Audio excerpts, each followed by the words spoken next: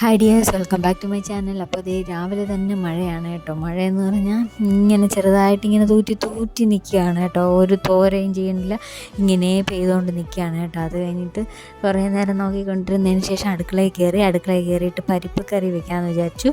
വെള്ളം പോലെ വെക്കുന്ന പരിപ്പ് കറിയാണ്. അതിന് ഒരു സവാള, ഒരു തക്കാളി, ഒരു പച്ചമുളക്, മുരിങ്ങയ്ക്ക ഉണ്ടെങ്കിൽ മുരിങ്ങയ്ക്കയും കൂടെ എടുത്തിട്ട് ഇതെല്ലാം അരിഞ്ഞെടുത്തിട്ടുണ്ട്. ഇതിലിനി നമുക്ക് വെളുത്തുള്ളി ഉണ്ടല്ലോ, വെളുത്തുള്ളി നമുക്ക് ചതച്ചെടുക്കാവേ. എന്നിട്ട് എണ്ണ വീത്തിയതിന് ശേഷം അതിൽ കടുകും ജീരകവും പൊട്ടിക്കണം കേട്ടോ. ജീരകവും പൊട്ടിച്ചിട്ട് നമുക്ക് വെളുത്തുള്ളി ഇടാം. ചതച്ച് വെച്ചില്ലേ വെളുത്തുള്ളി, അത് ഇട്ടിട്ട് അത് ബ്രൗൺ കളറാകുമ്പോൾ നമ്മൾ അരിഞ്ഞ് വെച്ച് തക്കാളിയും സവാളയും പച്ചമുളകും മുരിങ്ങയ്ക്കായും അതിൽ കൂടെ ഇട്ടിട്ട് നന്നായിട്ട് അതിനെ നമ്മൾ വശക്കി എടുക്കണം കേട്ടോ. അതിനാവശ്യമുള്ള കുറച്ച് ഉപ്പ് കൂടെ ഇട്ട് കൊടുക്കണം. പിന്നെ കറിവേപ്പിലയും ഇട്ട് കൊടുക്കണം കേട്ടോ. അതിന് ശേഷം മഞ്ഞൾപ്പൊടി ഇട്ട് കൊടുത്തു.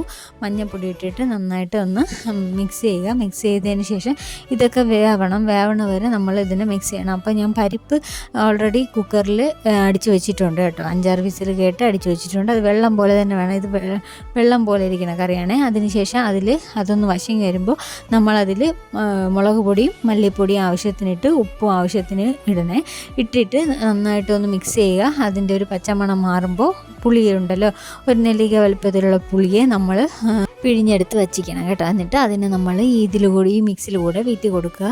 ഇതിപ്പോൾ കറുത്ത പുളിയായതുകൊണ്ടാണ് ഇങ്ങനത്തെ കറുപ്പ് കളറിലിരിക്കുന്നത് കേട്ടോ. അല്ലാത്ത പുളി വീത്തിയാൽ നല്ല ഇതുകൂടെ വീത്തുമ്പോൾ മഞ്ഞ കളറായിരിക്കും. ഇപ്പോൾ അത് കറുത്ത പുളി ആയതുകൊണ്ടാണ് ഇത് ഈ കളറിലിരിക്കുന്നത്.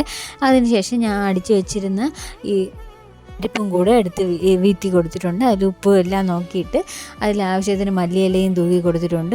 വെള്ളം വീത്തിയാണ്, കുറച്ചും കൂടെ വെള്ളം വീത്തി കേട്ടോ. വെള്ളം വീത്തി അത് പിന്നെ തിളച്ച് റെഡി ആയിക്കോളും കേട്ടോ. അപ്പോൾ പിന്നീട് ഇതിന്ന് മെഞ്ഞാന്ന് വാങ്ങിച്ചുകൊണ്ടുവന്ന മീനാണ്. അപ്പോൾ അതിങ്ങനെ മുഴുവനായിട്ട് കട്ട് ചെയ്ത് വെച്ചിരുന്നേ പൊരിക്കാൻ വേണ്ടിയിട്ട്. അപ്പോൾ അതിനെ കൂടെ പൊരിക്കാമെന്ന് വിചാരിച്ചു. ഇന്ന് ഞായറാഴ്ചയല്ലേ, മീനൊന്നും ഞങ്ങൾക്ക് അങ്ങനെ കിട്ടത്തില്ല. അതുകൊണ്ട് അതിനെ പൊരിച്ചെടുത്ത് കേട്ടോ. 3 തന്നെ ഉണ്ടായിരുന്നു ബാക്കി. അപ്പോൾ അതിനെ പൊരിച്ചെടുത്ത് മാറ്റി വെച്ചിട്ടുണ്ട്. അതിനുശേഷം പിന്നെ വെണ്ടയ്ക്ക വിഴുക്കുരട്ടാന്ന് വിചാരിച്ച് വെണ്ടയ്ക്ക അരിഞ്ഞെടുത്തു. അതിനുശേഷം അത് വിഴുക്കുരട്ടി, അത് കാണിച്ചില്ല. പിന്നെ ചോറുണ്ടു. അപ്പോൾ അത്രയേ ഉള്ളൂ. വീഡിയോ ഇഷ്ടപ്പെട്ടാൽ ലൈക്ക് ചെയ്ത് സബ്സ്ക്രൈബ് ചെയ്ത് സപ്പോർട്ട് ചെയ്യണേ. Thank you.